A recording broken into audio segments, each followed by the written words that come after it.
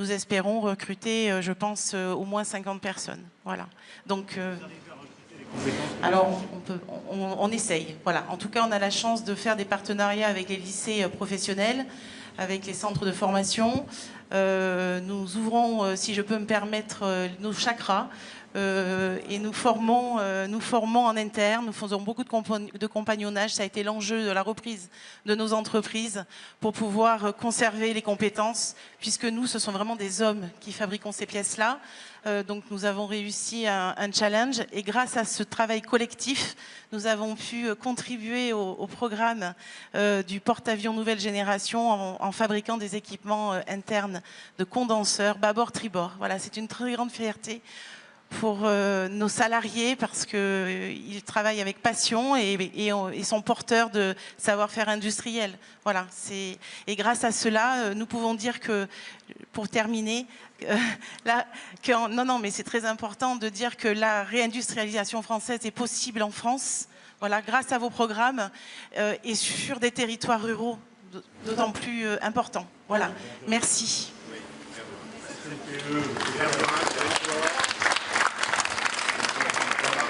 Plus de 800 entreprises et donc c'est le porte-avions des territoires. 80% des achats en France est partie de la réindustrialisation, Monsieur le Président. Oui. Et donc... Qui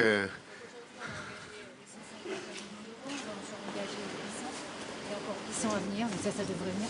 Et on s'est engagé à donner plus de visibilité à nos partenaires pour leur permettre d'investir, pour leur permettre de se préparer, de planifier. Exactement. Voilà. Les grands groupes. Voilà. Et des grands groupes. C'est très bien, c'est les deux. Oui. Voilà, groupe, partenaires, ensemble pour partager. C'est une entreprise familiale que vous avez repris? Oui, nous l'avons repris, une entreprise en difficulté que nous avons en 2018. Voilà. Et on s'est dit, j'étais dans les grands groupes industriels. Dans le civil? Dans le civil, oui. Et Bergeron qui a maintenant vraiment tout un hub défense. Oui, tout à fait. Grâce au projet de Rainbow. Oui, non, Voilà. C'est bien, ça continue à recruter sur un amant qui gère. Voilà, donc là on est... Bon, salut toutes les équipes en tout cas. Hein. Merci beaucoup.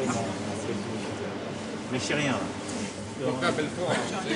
Belfort. Ça continue. Voilà, donc c'est le ruissellement qui a vraiment démarré sur le porte-avions dans le territoire. C'est le porte-avions enjeu industriel, le porte-avions des territoires et le porte-avions des compétences. Alors vous en avez rencontré déjà beaucoup sur le site, Monsieur le Président, mais on a choisi 3 profils de nos 3 entreprises qui vont vous dire en quelques mots que nous allons vous présenter et qui voilà. Donc Lucas, bonjour, qui est soudeur chez Naval Group. Voilà. Ça va et vous? Lucas, à toi. Bonjour.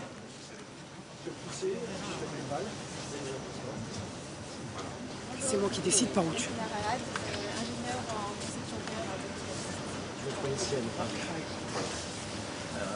Vous avez les cartes, j'ai oublié, vous avez les cartes des formations en fait dans toute la France qui contribuent, qu'on a fait avec l'Éducation nationale. C'est les partenariats que l'on a avec nos 3 entreprises. Et donc les 2 cartes vous montrent les formations niveau 3, 4, 5 et les formations niveau au-dessus. Et tous les centres de formation qu'on va utiliser pour le porte-avions dans les années qui viennent. Voilà. Oui, oui. Très bien. Alors, Lucas. Bonjour, je m'appelle Lucas, j'ai 21 ans. Je suis soudeur ici à Naval Group depuis maintenant 2 ans et demi. J'interviens sur tout ce qui est chaufferie, notamment sur le nouveau porte-avions. Comme cursus, j'ai fait un bac pro technicien en chaudronnerie industrielle en 3 ans à la Joliverie, suivi d'une mention complémentaire technicien soudage en alternance ici à Naval Group Indret. Oui, c'est ça. Et suite à ça, j'ai eu la chance de pouvoir continuer avec Naval Group. Ce qui me plaît ici, c'est vraiment la technicité du travail, l'immensité et l'importance des projets sur lesquels on travaille. Et comment vous êtes venu à ce métier industriel? Vous venez d'une famille Oui, qui est dans l'industrie déjà? c'est ça. J'ai un proche qui est dans l'industrie. Et donc, dès en 3e, je me suis intéressé au métier qu'il pratiquait. J'ai fait à Airbus. Voilà.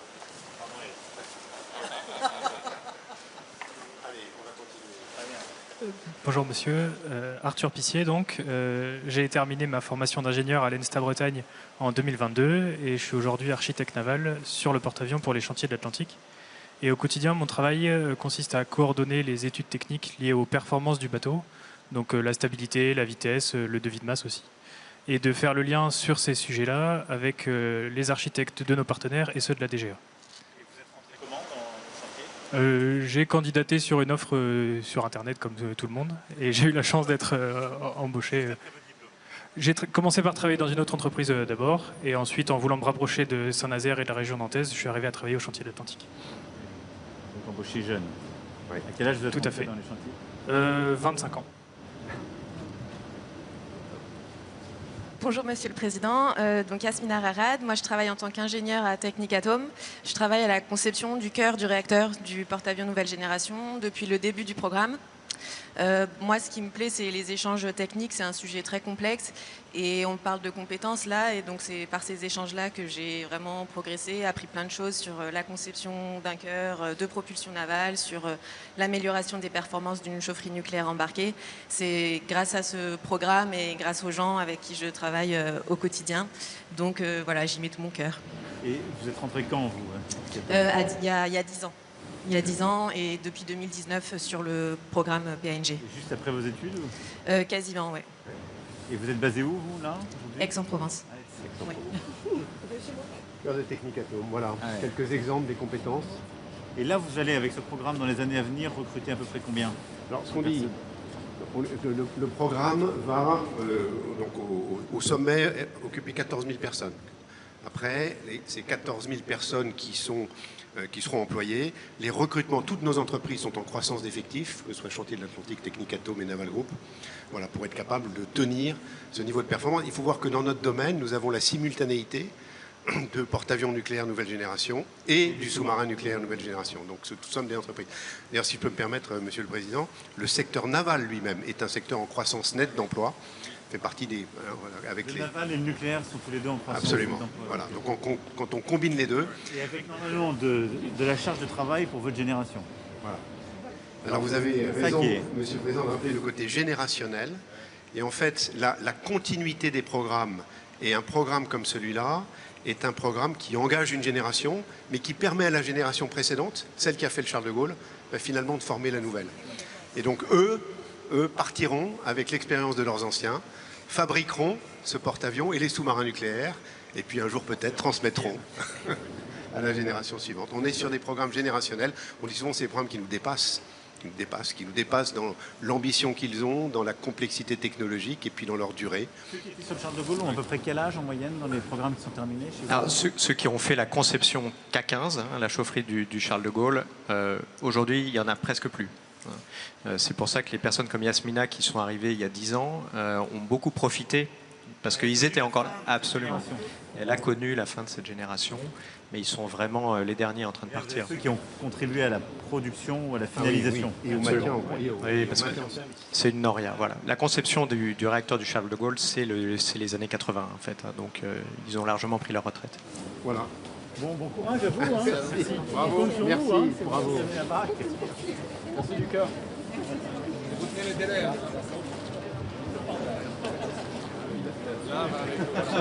C'est pas facile. On a tiré au sort, on un jeune,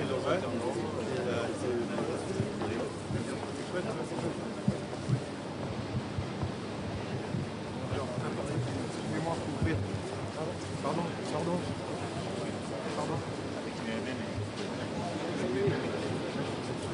Alors, porte-avions des territoires, porte-avions des compétences et porte-avions de combat. Et porte-avions de combat, voilà, capitaine de vaisseau Martino. Madame la Ministre. Bien, Monsieur le Président, résultat de nombreuses études approfondies, techniques et opérationnelles. C'est le porte-avions nouvelle génération qui sera réellement une plateforme de supériorité aéromaritime conçue pour projeter la puissance aérienne et navale depuis la haute mer, en complément de l'aviation basée à terre, bien sûr. C'est un optimum d'architecture qui porte des ruptures, des innovations dans 3 grands domaines. Domaine de l'architecture navale, le navire en lui-même, nous allons voir avec la maquette. L'aviation embarquée, ce sont des effecteurs, notamment dronisés, que le PNG rend capable, la dronisation de ce groupe aérien embarqué. Et puis le volet numérique et l'architecture numérique qui sera vraiment révolutionnaire du porte-avions nouvelle génération. Donc sur le navire en lui-même, 2 fois plus grand.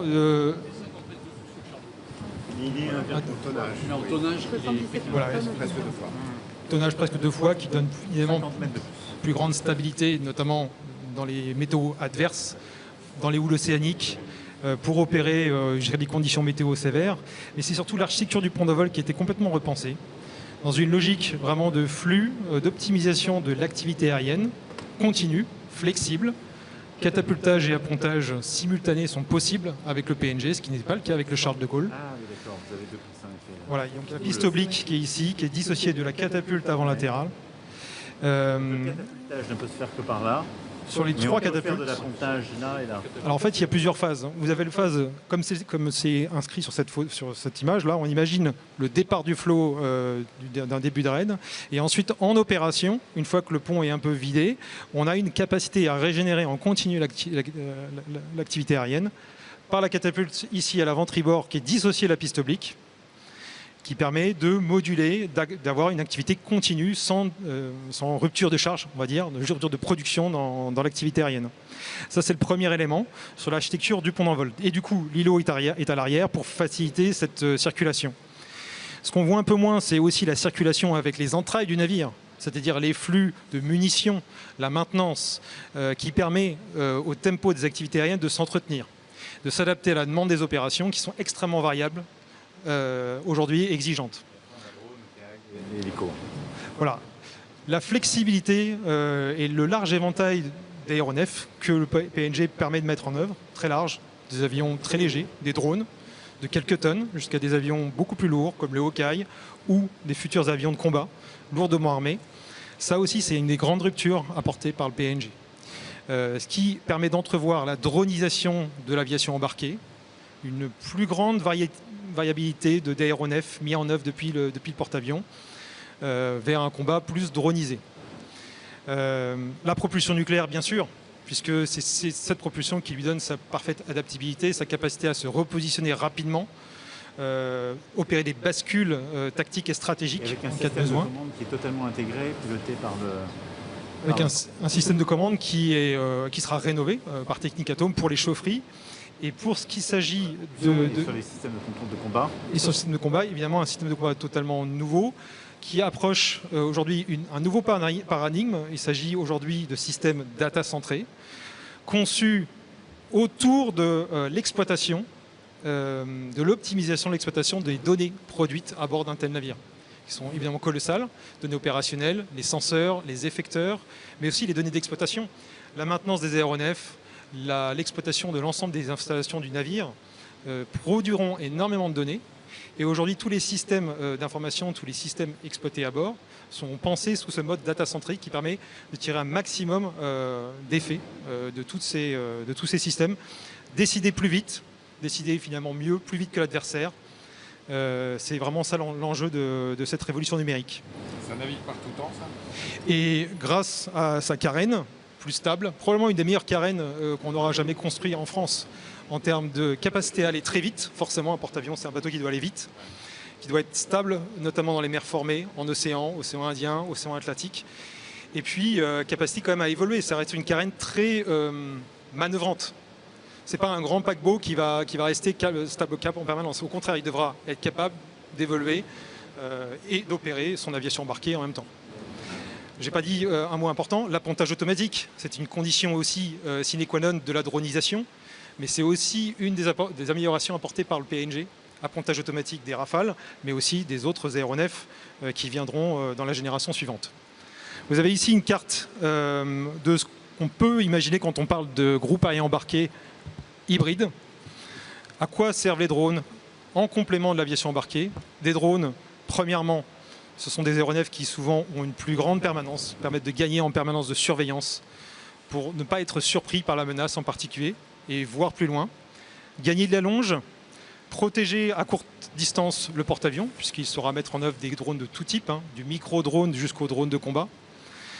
Pénétrer les défenses ennemies, en combinant les effets avec une aviation embarquée qui, elle, porte plus naturellement le feu, les grosses munitions, en collaboration avec ces drones. Et donc, à la fin, vous avez cette cartographie qui permet d'illustrer ce qu'on appelle le combat collaboratif à l'échelle d'une force navale.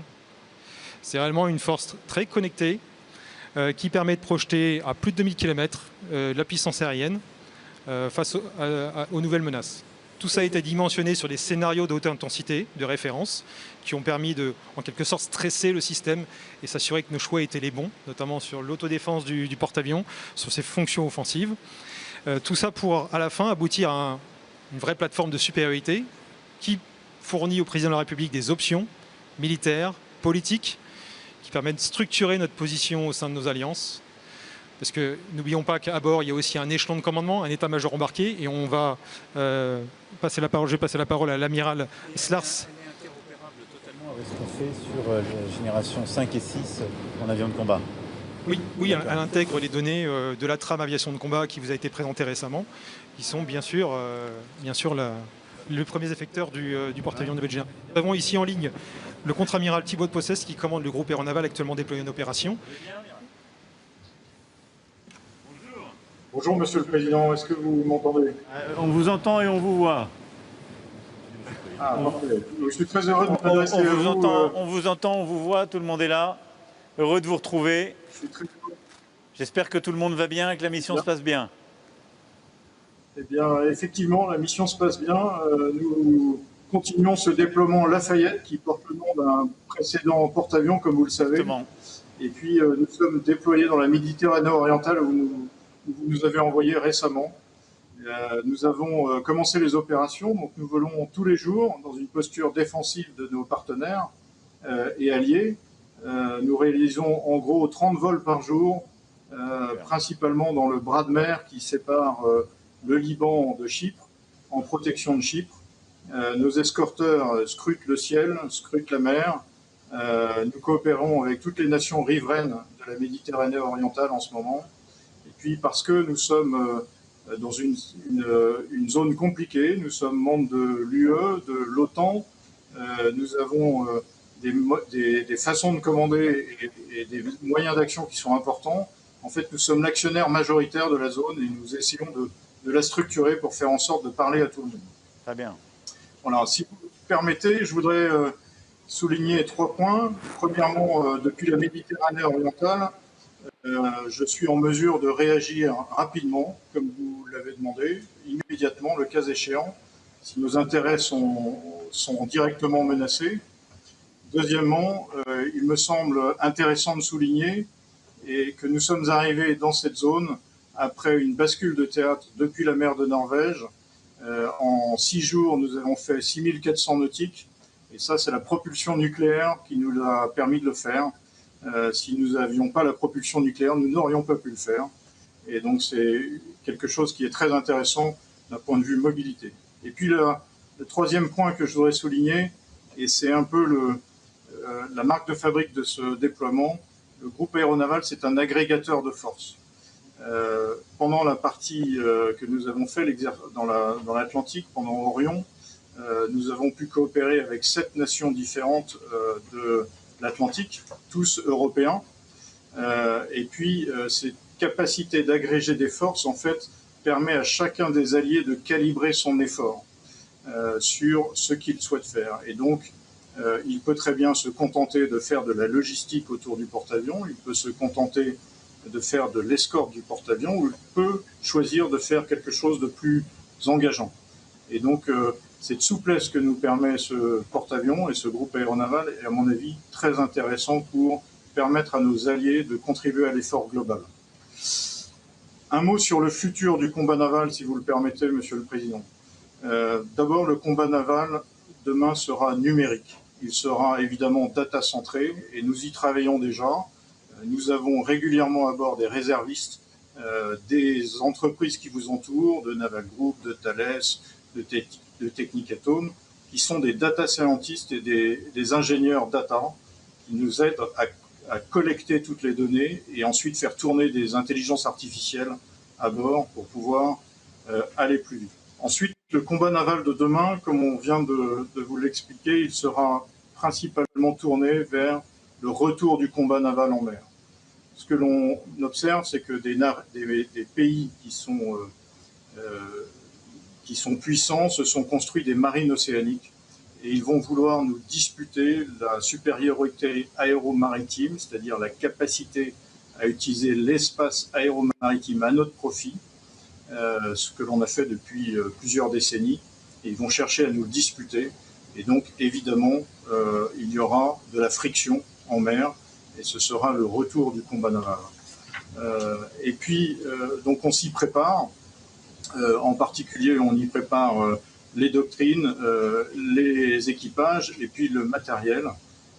Et en particulier, le GAN, pendant Orion 26, est véritablement préparé à ça, et on va continuer dans les années qui viennent. Demain, il faudra avoir l'ascendant dans le combat naval, c'est-à-dire boucler la kill chain plus rapidement que l'adversaire. Il faut décider plus vite, agir plus vite, bousculer l'adversaire.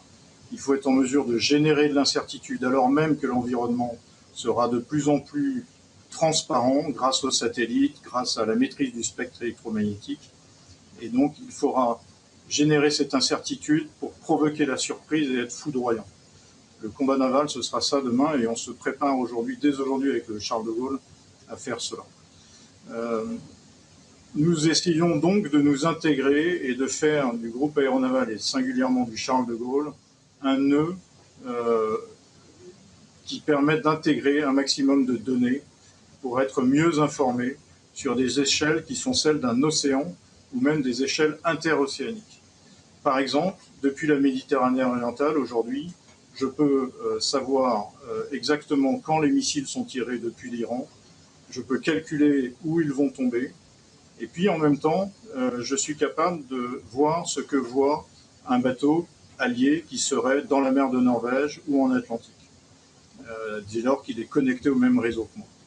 Et puis je peux frapper grâce au Rafale à une distance de 2000 km, et c'est véritablement une échelle, par exemple une échelle de l'Europe, qui est l'échelle d'action du groupe aéronaval. Quand on était dans la mer de Norvège, on pouvait agir de Helsinki jusqu'à Reykjavik, par exemple, et de Tromsø jusqu'à la Sud. Donc c'est très intéressant. Deuxième point, le combat naval de demain, ce n'est pas qu'une affaire de vitesse, c'est aussi une affaire d'endurance. Il faudra toujours avoir une capacité d'action latente, persistante depuis la mer. Nous avons le souci de durer autant que nécessaire à la mer, comme aujourd'hui en Méditerranée orientale, au Moyen-Orient, pour permettre à la diplomatie de se déployer. Et c'est aussi ce que nous faisons ici en ce moment.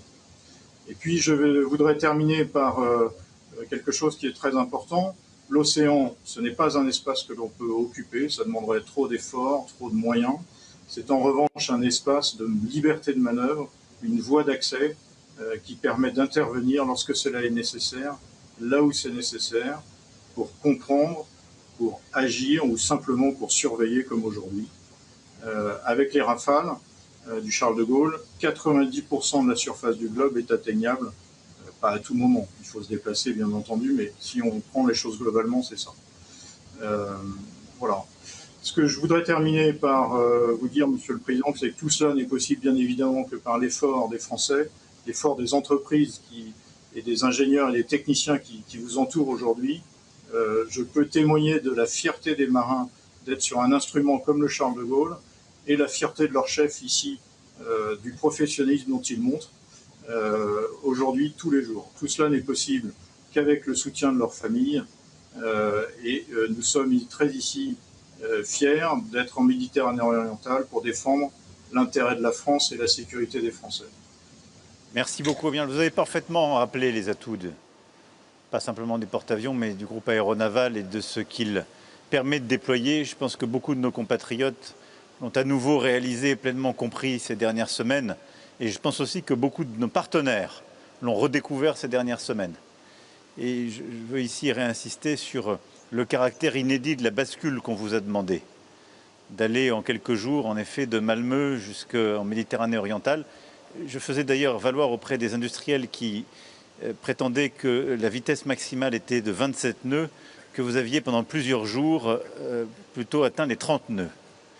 Et donc je soulignais ce faisant l'excellence d'avoir tenu des conditions de mer difficiles, mais d'avoir mis le maximum. Et vous avez rappelé combien la propulsion nucléaire nous offre une capacité d'autonomie et qui est appréciable. Mais plus encore, je crois que la capacité d'analyser, d'intégrer, de décider vite, d'agréger autour de nous à la fois des forces de notre marine, mais aussi nos avions de combat, la plus grande expertise et nos partenaires, est absolument inédite. On en voit aujourd'hui toute la force. Et je crois que grâce au retour et à la complémentarité entre notre marine nationale, nos industriels, on voit aussi combien la génération à venir va intégrer tout cela. Et ce que vous avez rappelé, commandant, sur l'importance d'intégrer les données, de pouvoir préparer la décision en temps réel et d'avoir un échelon aussi tactique qui permet d'aller au plus vite. Merci beaucoup et s'il vous plaît à nouveau remercier l'équipage et l'ensemble de celles et ceux qui contribuent au déploiement actuel et à la Fayette. Merci. Merci, Monsieur le Président. Merci, Amiral.